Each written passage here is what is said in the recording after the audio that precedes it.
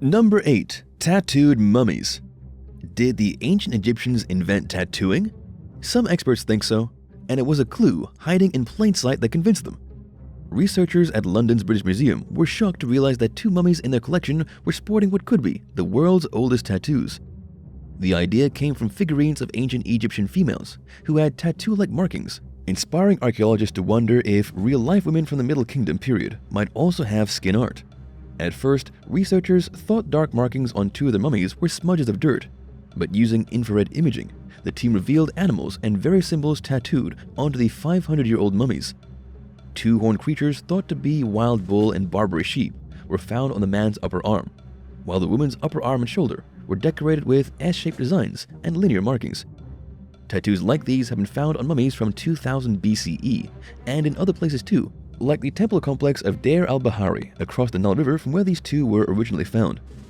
The mummies were found in the desert 25 miles south of Luxor, but unlike most Egyptian mummies, these weren't embalmed. Instead, they dried naturally in their graves, preserving this ancient skin art and giving experts insights into how ancient cultures adopted ornamental designs from pottery and engravings as body art. They also showed how even without embalming, the mummy's features were still well preserved. The male mummy, once known as Ginger, still had red hair. The discovery of this ancient body art was a groundbreaking one, showing that tattooing was in Africa a millennium earlier than experts originally thought. Number 7. Incan mummies. You might think if you've seen one mummy, you've seen them all, right? Well, one look at the way the Inca mummified their most important citizens will change your perspective on this ancient practice. The Incan civilization wasn't the first to artificially preserve those who died, especially since the mummies of ancient Egypt are so incredibly well known. However, thousands of years before that, the Chinchorro, who lived in what is now Chile, were preserving the dead. There's one big difference between the way these hunter-gatherers embalmed the bodies of their dead, however, that might give you nightmares. The Inca believed they needed to give the mummies the ability to continue to move freely, even in the afterlife. So they came up with a method that preserved their dead, but in a very unique way. Andean mummies weren't laid out in classic poses seen in ancient Egypt, with the bodies wrapped in linen bandages, laying on their backs, and with their arms crossed over the chests. The Inca arranged the bodies in the fetal position, and then wrapped them in leather or cloth bundles. But their wrapping method wasn't the only unique thing about the Incas' mummification methods. They treated these mummies as though they were still alive, draping them in lavish textiles and jewelry, with the living descendants serving them food and drinks. This created a group of mummies known as Illapa, the most powerful Inca emperors among them. When an emperor died, he was preserved and tended to by his family members. But another strange ritual also took place. The incoming emperor gathered all the previous rulers. To show his power, he would take his place on the throne, sitting stone-like, surrounded by his dead predecessors. This ritual showed how, even in death, the rulers of the past still played a vital role in the traditions and power of the Inca civilization. Number 6. The Gold-Tongued Mummy. Did the ancient Egyptians figure out a way to speak to the dead? Some archaeologists think the discovery of 3 gold-tongued mummies could be proof. Despite grave robbers ransacking 2 tombs 100 miles south of Cairo, experts were able to save a number of important grave goods along with 3 mummies. Inside the 26th dynasty tombs, a limestone sarcophagus shaped like a woman held the bodies of a woman and a 3-year-old child. In a separate tomb, a male mummy was untouched. Other priceless funerary objects were found in the man's tomb, including canopic jars with his organs, scarab amulets, and 400 figurines. Even though experts are still working to figure out who the mummies belong to, the discovery of 3 gold-foiled tongues, one belonging to each of the tomb's inhabitants, might shed some light on their identities. In ancient Egyptian culture, there is a belief that by giving an individual a gold tongue, they could speak with the dead. Some even thought it gave them a direct line to Osiris, the god of the underworld. With another mummy on Egypt's Mediterranean coast also found with a golden tongue months before the family tomb was unearthed, one can see how ancient Egyptians tried to give their dead everything they would need in the afterlife. What do you think was the purpose behind the golden tongues? Tell me your theories in the comments, and don't forget to like and subscribe to the channel. Number 5. Mummified monk statue. With so many cultures practicing the art of mummification, it's not strange to realize that each one has their own methods of preserving their dead. But when a museum in the Netherlands wanted to find out more about a statue in their collection, they ended up discovering a mummy that had been hiding in plain sight. researchers in possession of a millennium-old golden Buddha statue wanted to know what was hidden inside. So they brought it to a Dutch medical center and asked the team to use modern technology to help them find out the truth about what was inside. Imagine their surprise when CT scans showed the mummified body of a Buddhist monk sitting in lotus position was lurking inside. Experts weren't caught totally off guard, given the fact that the statue was part of an exhibit with mummies from all over the world. But the question about how the monk's body got inside the statue still nagged at researchers. Doctors performed a few different tests to find out more about the mummy of the Buddhist master named Li Kuan, who died about 1,000 years ago. But the answer might have been more than they bargained for. Monks believed that they could transform themselves into something known as a living Buddha, and it was a gruesome process they did to themselves. During the self-mummification process, monks spent up to a decade eating specific foods that sustained them but still starved their bodies in an effort to train their internal systems to preserve more easily. The diet consisted of nothing more than nuts, berries, tree bark, and pine needles, with less and less food consumed over time. Not exactly the breakfast of champions, but the process worked, slowly reducing the body fat and moisture, which helps corpses to decay. But that wasn't all. They also had to eat specific herbs and nuts that prevented bacteria from growing, and they also had to drink a poisonous sap that repelled insects and acted as embalming fluid. If you thought all of this was gruesome, there's more to the process. It took years for the monk to starve himself enough, but when the end was near, he was buried in an underground chamber, sitting in the lotus position, with only an air tube to breathe through. Every day, he had to ring a bell to let others know he was still alive. But when the bell finally stopped ringing, the tube was removed and the chamber sealed with the monk's body inside. 3 years later, the tomb was unsealed. If the mummification was a success, the monk would celebrate. But if the process didn't take, worshippers had to perform an exorcism on the body and rebury it. It was rare that the self-mummification process worked, but when it did, like it did for Li Kuan, the mummy would be placed inside a gold-painted papier-mâché statue to live out his dream of being celebrated as a living Buddha. Number 4. Disfigured Chinese mummy. Tomb robbers are a threat to ancient treasures still waiting to be discovered, but for a group of thieves in the Xiaolong wetland area of China, they may have gotten more than they bargained for the day they set out to rob an ancient tomb from the Qing dynasty. When archaeologists got the news that a tomb had been ransacked, they raced to the scene to see if there was anything left to be saved. Imagine their surprise when they found 2 coffins and a body left behind. It didn't take them long to realize why the body had been abandoned. The 200-year-old female corpse inside one of the coffins was disfigured, with a gruesome expression frozen on her face, her legs curled underneath her, and parts of her limbs missing.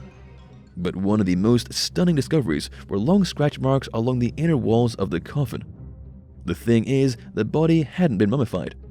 Normally, the body should have rotted away, but for some reason, it was still in pretty good condition, except for the missing and broken limbs. Sadly, archaeologists didn't have much to go on as they tried to figure out who the woman was. Tomb robbers took mostly everything that had been in the tomb with the coffins, which made it that much harder to figure out who the woman was and why she was buried there. But experts used modern technology to restore a patch on the woman's coat. On it, an embroidered scene of clouds, a hill, and a leopard could be the very clues they needed to solve the mysterious woman's identity. Next to the coffin, a wooden sign also offered insight into who the woman was. A small piece of silk cloth attached to the sign read, "A coffin of the arrogance of Morgan Zhu," which indicated the tomb belonged to someone with the surname Morgan Guoluo. Using the name to search historical records, experts were disappointed not to find anyone with that last name. Returning to the coat for clues, archaeologists found that the pattern on it was the official uniform of a third-rank military commander in the Qing dynasty, but only men served in that position. So even though the coat belonged to the missing male body taken by tomb robbers, it could mean the mysterious woman had ties to an ancient military commander, one researchers are still working to identify so they can reveal the identity of the mysterious woman. Number 3. Ancient mutilated farmers. Why would the rise of farming in ancient Chile inspire a surge of extreme violence? That's what experts wondered after analyzing the remains of 194 people who lived between 1000 BC and 600 AD. Skeletons and mummies that belonged to farmers found in the Atacama Desert showed shocking signs of mutilation. Researchers think the rise in farming was the cause for conflict and violence among these ancient people, and the evidence is in the way some of their dead were brutalized. The remains of one woman showed obvious signs of trauma, with the skin on her face stretched and her mouth pulled into a higher than natural position on her face. But what would have made anyone do this to another person? Some archaeologists think a variety of hardships, including limited resources, infighting, and competition for fertile land and water, could have been the cause. And when they took a closer look at the remains of other ancient people from the same region, they were in for a rude awakening.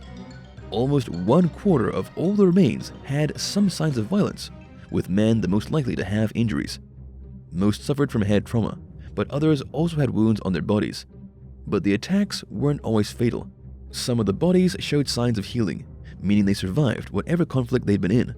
But that doesn't make it any less violent. There were so many different injuries that researchers had a hard time keeping up. From mutilations to fractured bones and severed digits, to projectiles lodged in some of the bodies, it's obvious that life in ancient Chile was a struggle to survive. There was one more clue waiting for researchers in the remains. After analyzing bones and teeth, they were able to tell that 2/3 of the bodies belonged to people who ate food from places other than the Atacama Desert, meaning they may have been outsiders trying to colonize the area, only to come into conflict with those who didn't take kindly to the new arrivals. Even though the area was small, it was one of the richest, most fertile areas in northern Chile, which would have been the very reason why so many fought to live, but ultimately died there. Number 2. Imposter mummies. Could a group of mummies from China be imposters? That's the question archaeologists posed when they did a study on a group of prehistoric people who used the desert to naturally preserve their dead. But when researchers set out to get a better picture of the mysterious Terran mummies, they found the Bronze Age relics were not who they originally thought. For centuries, the mummies were believed to be descendants of Indo-Europeans who migrated to the area around 2000 BC. But a new genetic study shows that the group were an indigenous group instead. The mummies were found in China's western deserts. Their red hair, non-Asian facial features, and their clothing, made from wool felt and leather, wasn't that common in the region, set off a firestorm of controversy over what culture the mummies belonged to. And their burials were quite unique too, with some bodies placed in large boat-shaped wooden coffins, grave markers shaped like oars, and even food strung around their neck to feed them in the afterlife. Some scientists use these details as evidence that the Terran people migrated there from southern Siberia or Central Asia. But a new study might finally solve the mysterious origins of these people. DNA extracted from various teeth shows the oldest of the mummies was buried around 4,000 years ago. There was no indication that they had genetically mixed with any neighboring people. Instead, experts now believe that the Terran people descended from ancient northern Eurasians, who lived about 10,000 years ago, after the end of the last ice age. Interestingly, scientists were able to compare these mummies with others found on the opposite side of the Tian Shan mountain range that divides the region. The Dzungarian people did show that they shared DNA with both indigenous ancient North Eurasians and herders from the mountains of southern Siberia. No one is sure why the Terran people were genetically isolated, but given that they did seem to trade with other cultures, for whatever reason, these ancient people stuck to their own kind, eventually disappearing and leaving only their perfectly preserved mummies for future archaeologists to study. Number 1. Secret Mummy Workshop. Finding one of ancient Egypt's famed gilded mummy masks is an exciting prospect for all archaeologists, but uncovering a secret workshop could offer hints about the secretive practice of ancient mummification techniques. At least that's what archaeologists thought when they uncovered the workshop at a dig site near the Saqqara necropolis. Not only did they find a workshop and an adjoining burial shaft, they also came across sarcophagi covered in jewels, 5 mummies, and a gilded silver mummy mask, all in the ancient city. The mummification process took place above ground, with chambers below for either single or shared burials. Inside the workshop, a collection of oils and measuring cups were unearthed, giving researchers potential clues about how the ancient culture concocted the perfect mix of embalming fluids to preserve pharaohs and the Egyptian elite. The site was originally unearthed in the late 19th century, but a new team wanted to have a closer look to see if they could use modern technology to find things that had been left behind. Lucky for them, they followed their hunch, and because of that, they may finally be able to crack the code of how the ancient Egyptians preserved their dead, mummies that to this day can be seen in museums around the world. Which of these mummies did you find the most fascinating? Leave your thoughts in the comment section below, and don't forget to click the subscribe button so you won't miss any of our videos. Thanks for watching, and see you next time.